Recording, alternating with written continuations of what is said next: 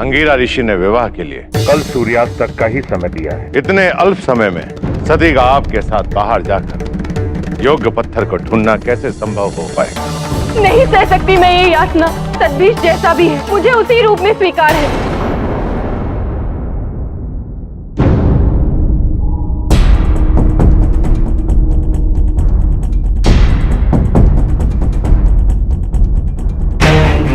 आज अगर वर्षा नहीं हुई तो सारी फसल नष्ट हो जाएगी। हाँ भाई, सारे जलाशय सूख चुके हैं, पशु पक्षी सारे भूखे प्यासे मर रहे हैं। अब तो हम मनुष्यों की बारी है।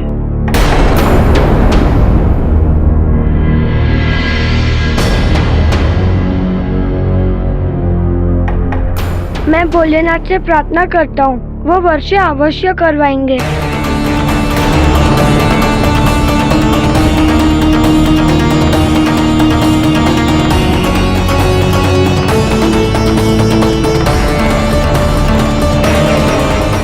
मूर्खों, तुम लोग क्या समझते हो?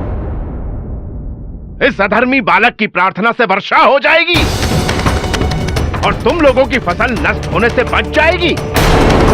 अरे मुझ जैसे प्रकांड पंडित की प्रार्थना के पश्चात भी वर्षा नहीं हुई तो इस अधर्मी बालक की प्रार्थना कैसे सुन लोगे महादेव? वर्षा करवाइए महादेव। वर्षा के अभाव में सारी फसल नष्ट हो जाएगी और सारे कृषक दुखी हैं। वर्षा करवाइए महादेव, वर्षा करवाइए। वर्षा करवाइए महादेव, वर्षा करवाइए महादेव। महादेव, वर्षा करवाइए।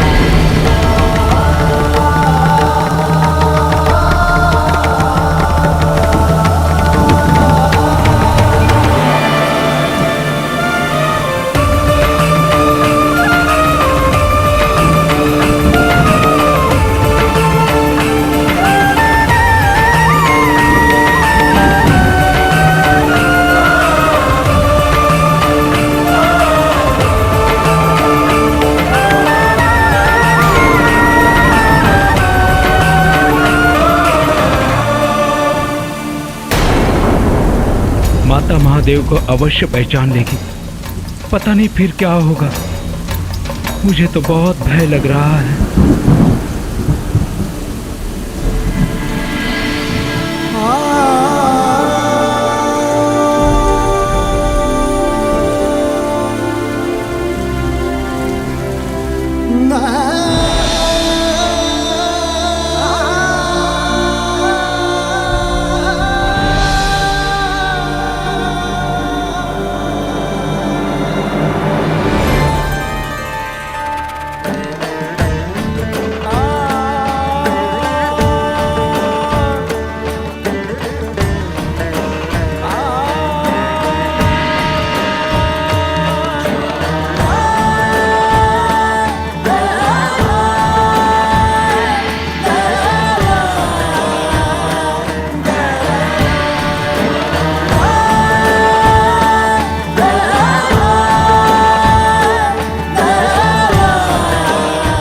हमारा मिलना संभव है।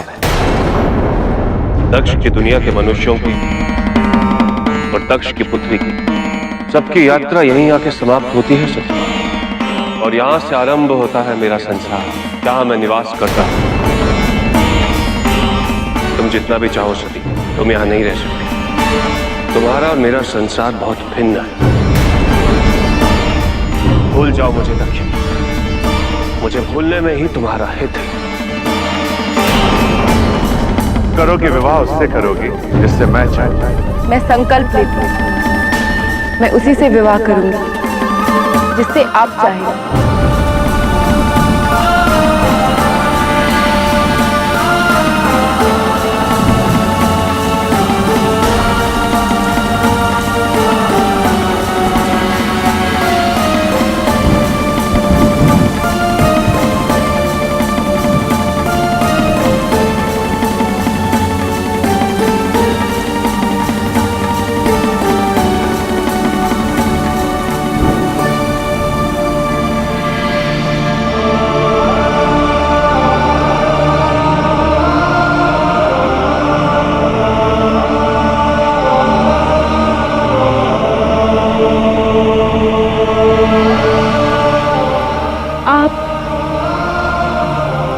आपने ये सब कुछ मेरे लिए किया।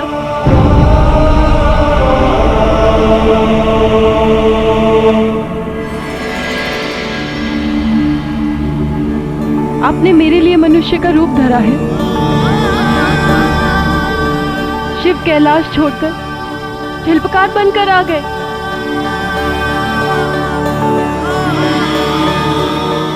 आप सचमुच मुझसे इतना प्रेम करते हैं।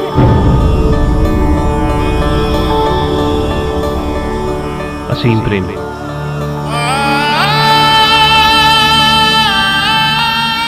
असीम प्रेम है मुझे। मैं पूरे संसार से असीम प्रेम करता हूं सती।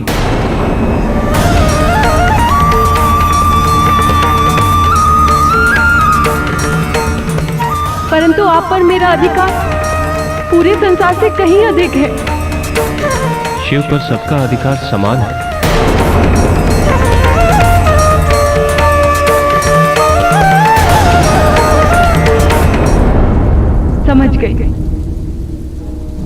समझ गई कि आप यहाँ क्यों आए हैं। आज भी हमेशा की तरह अपनी दया दिखाने आए हैं ना आप? शतबीज को सुंदर बनाने आए हैं ना? आप यही चाहते हैं ना कि मेरा विवाह शतबीज के साथ हो जाए? आपने हमेशा मुझे स्वयं से दूर करना चाहा है। मैं तो सब कुछ छोड़ के, पिताजी का ये भवन छोड़ के सोमनाथ आई थी। सोचा था आप अपने साथ मुझे कैलाश लेकर जाएंगे, परंतु आपने सबके सामने मेरा तिरस्कार किया।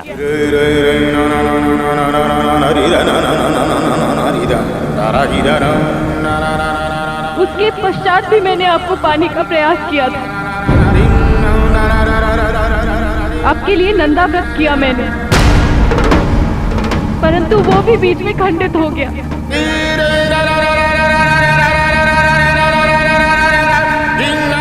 पिताजी की इच्छा के कारण मैंने उन्हें विवाह वचन दे दिया। आप चाहते तो ये सब कुछ रोक सकते थे। क्या पूरे संसार को चलाने वाले शिव मुझे एक वचन से मुक्त नहीं कर सकते? परंतु आप वैसा चाहते ही नहीं।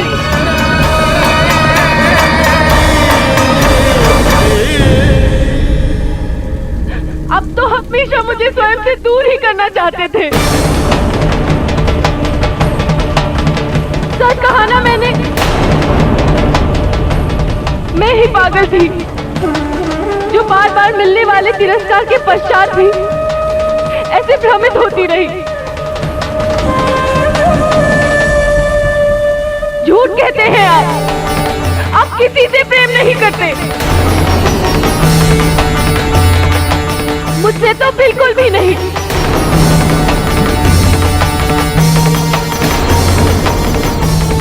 बार मुझे दुख देने के लिए मेरे सामने क्यों आ जाते हैं आप? क्यों?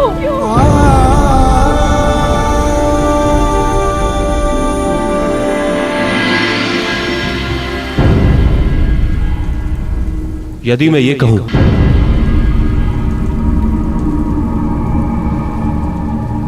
कि मैं तुम्हारा प्रेम स्वीकार करने के लिए आया, यदि मैं ये कहूं कि मैं मनुष्य बनकर तुमसे विवाह करने के लिए आया हूं,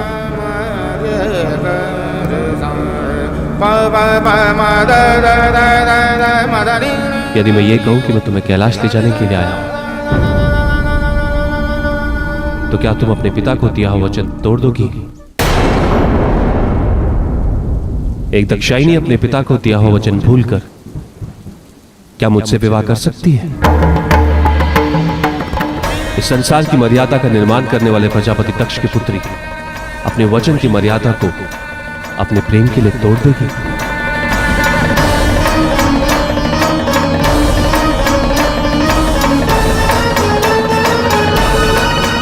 उत्तर दो सती, यह संभव है तुम्हारे लिए? उत्तर दो।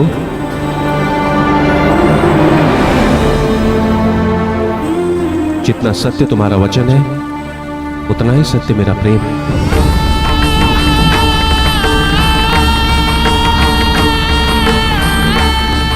और ये मेरा प्रेम है जो मुझे यहां खींच रहा है।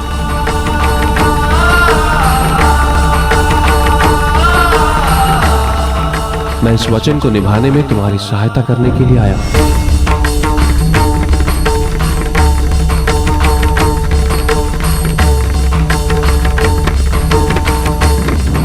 तो जो करने आए हैं वो कीजिए ना, बना दीजिए शतबीज को सुंदर।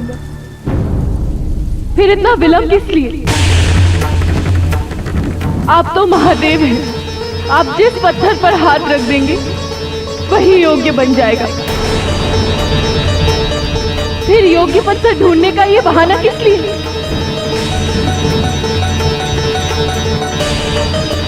शतबीज को सुंदर बनाइए महादेव, मुझे उससे विवाह करना है और ऐसा करने में आप मेरी सहायता करेंगे।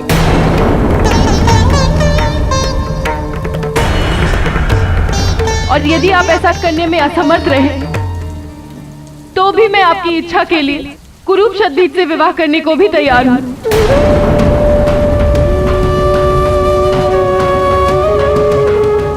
आप मेरे प्रेम के लिए शतबीज की मूर्ति बनाने के लिए यहां तक आए, तो मैं भी आपके प्रेम के सम्मान के लिए यह विवाह अवश्य करूंगी, अवश्य करूंगी।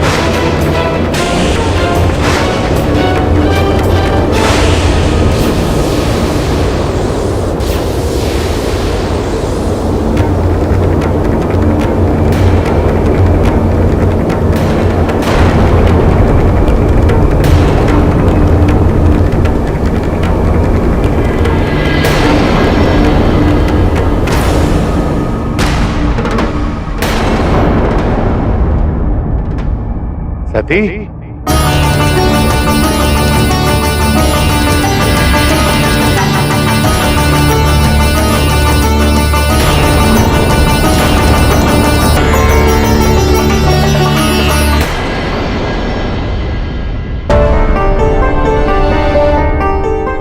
ये देखिए प्रजापति,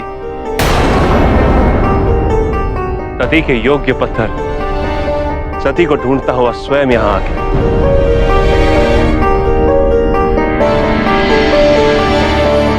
शतबीज की मूर्ति अवश्य बनेगी।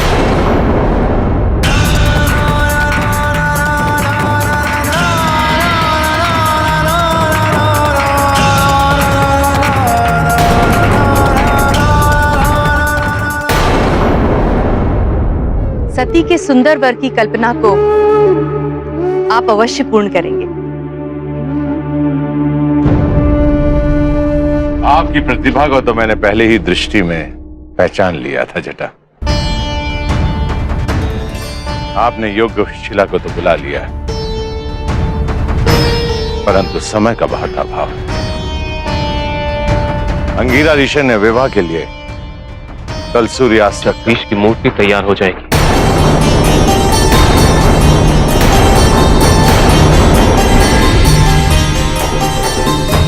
उस पर कार्य आज रात को ही आरंभ होगा।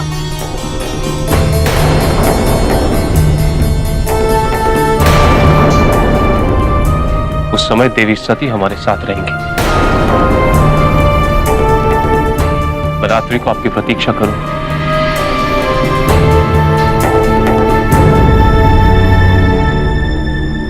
उससे पहले मेरी सती के हाथों इस शिला का पूजन होगा। मेरी पुत्री सती अत्यंत शुभ है शिल्पकार। मेरी सती के हाथों पूजन के पश्चात किया हुआ शुभ कार्य अवश्य पूर्ण होता है।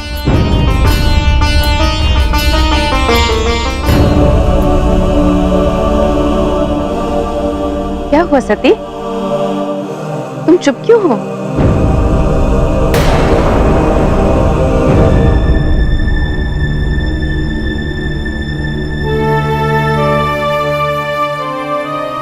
क्या कहूं मां, असंभव संभव होने जा रहा है। उसके पश्चात कहने को शब्द ही कहां बचते हैं।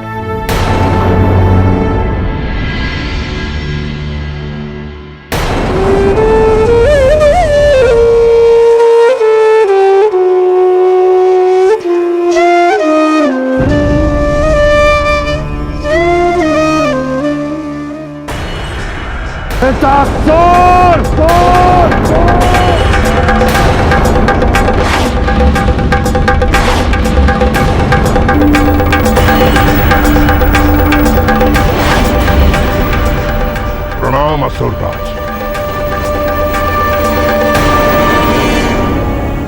मेरी तपस्या भंग करवाकर मुझे बुलाने का कारण असुरराज?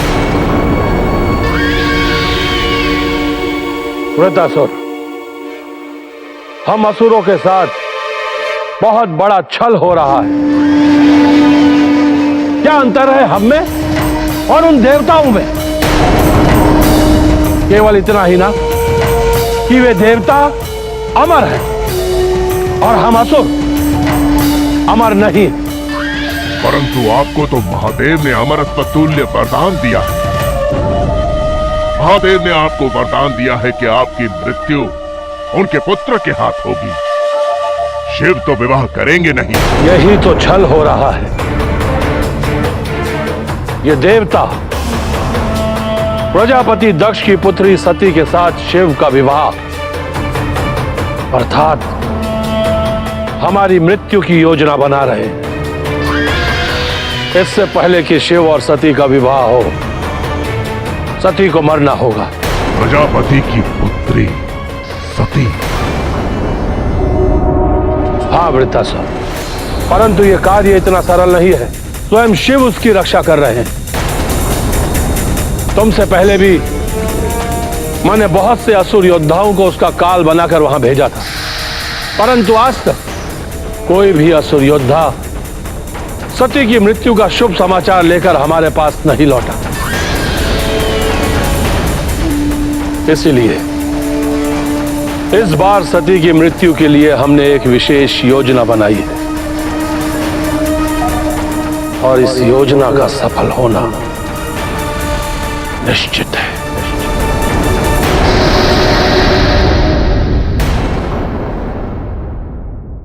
सती, तुम्हारी नियति तुम्हारे हाथों में है।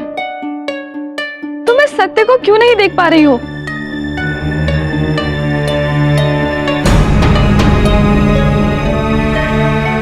सत्य को मैंने देख लिया है दीदी। आपको कैसे बताऊं? शिव शतपीठ से मेरा विवाह करवाने के लिए ही यहाँ जटा का रूप बनाकर आए हैं।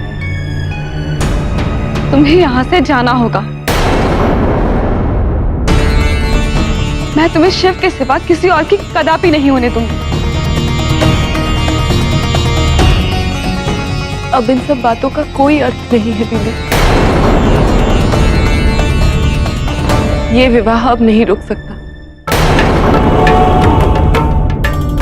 क्योंकि शिव स्वयं ये चाहते हैं कि मैं शतबीज से विवाह कर लूं। जो कुछ भी हो रहा है सब कुछ उनकी इच्छा से हो रहा है।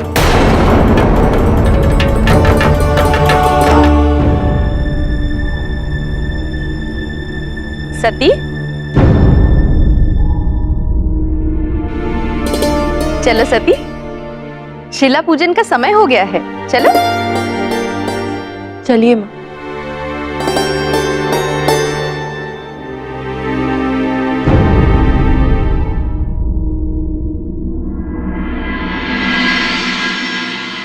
मैं जानती हूँ सती, दुर्भाग्य ने बहुत लंबे समय तक हमारा पीछा किया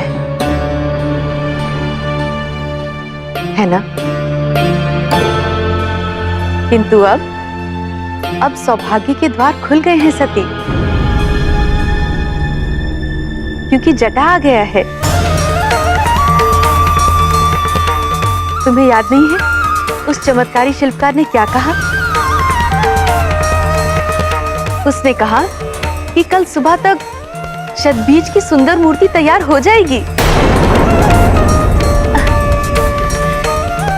मेरी पुत्री का विवाह एक रूपवान पुरुष से हो, इससे अधिक मुझे और क्या चाहिए? अब तो तुम बस शतबीज के सुंदर रूप की कल्पना करो।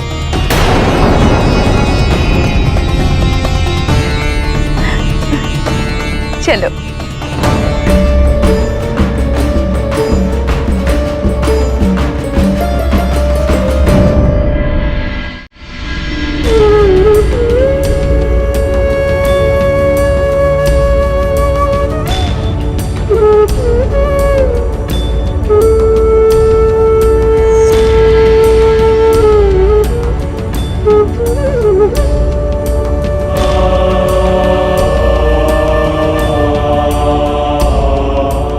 शिला पूजन आरंभ करें।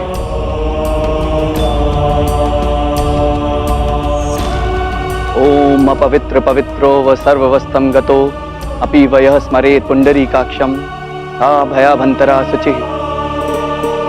ओम।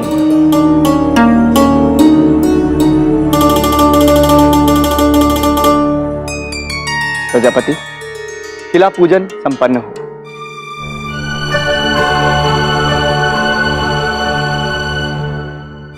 अब मेरे स्वामी मूर्ति को गढ़ने का कार्य आरंभ करेंगे। देवी सती को छोड़कर तभी चलिए, प्रातःकाल आइएगा।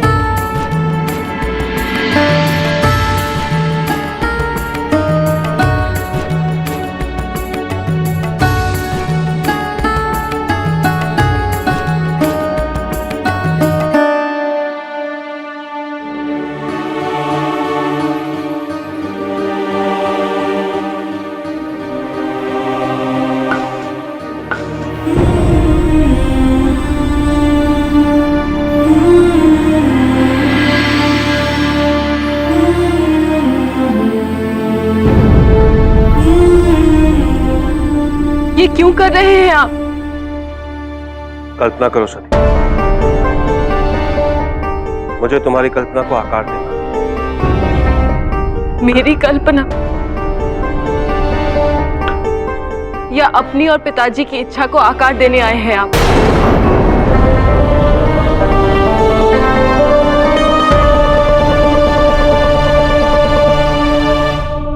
मैं तुमसे कह चुका हूं सती, मैं यहां केवल वचन पूरा करने में तुम्हारी सहायता करने आया हूं। तुम्हारा वचन तभी पूरा होगा जब शतबीज सुंदर बनेगा। शतबीज के सुंदर रूप की कल्पना करूं, यही मेरी इच्छा है।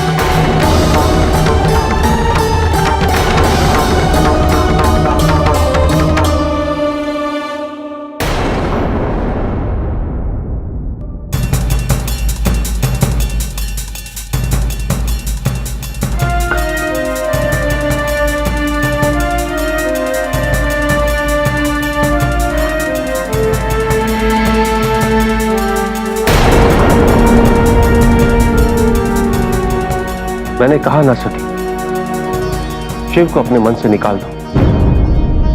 जब तक शिव की छवि तुम्हारे मन में रहेगी, तुम सतबीज के रूप की कल्पना नहीं कर पाओगे। इस बात का प्रतिशोध ले रहे हैं आप मुझसे? क्यों इतना दुख दे रहे हैं बार बार? नहीं कर सकती, मैं शतबीज की कल्पना नहीं कर सकती। मैं केवल उसी की कल्पना कर सकती हूँ जो मेरे मन में बसते हैं। आप और पिताजी चाहे मेरा विवाह किसी से भी करवा दें, परंतु मेरे मन में तो केवल शिव है और सदा शिव ही रहेंगे।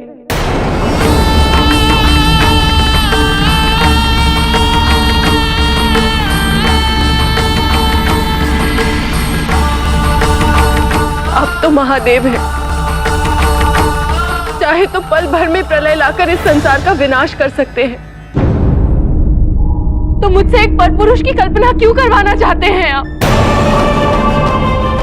यदि आप धरती की गर्भ से इस पत्थर को बाहर ला सकते हैं, तो मेरी कल्पना किए बिना शतबीज की मूर्ति भी बना सकते हैं।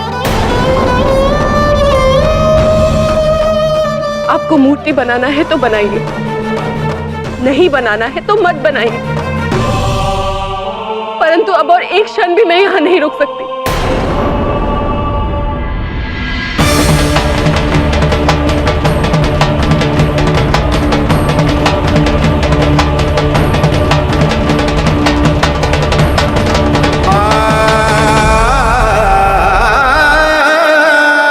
शतबीज की मूर्ति बनकर रहे।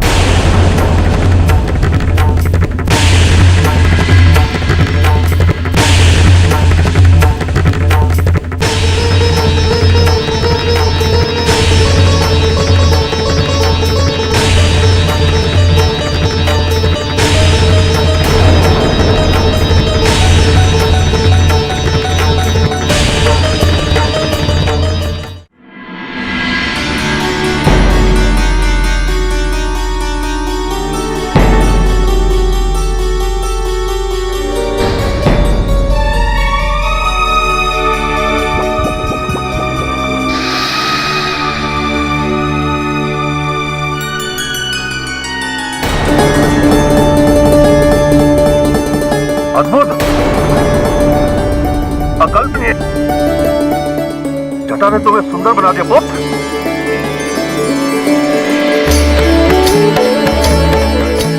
सचमुच? हाँ। अर्थात अब मैं सती से निसंकोच विवाह कर पाऊंगा। हाँ पुत्र, सती से तुम्हारा विवाह होगा और मुझे प्रजापति के आधे अधिकार मिल जाएंगे। जटा ने तुम्हारे भाग्य का द्वार खोल दिया पुत्र।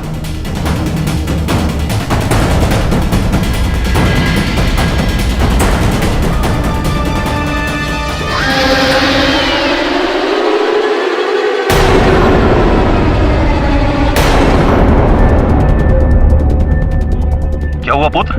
तुम ठीक हो? हाँ पिताजी।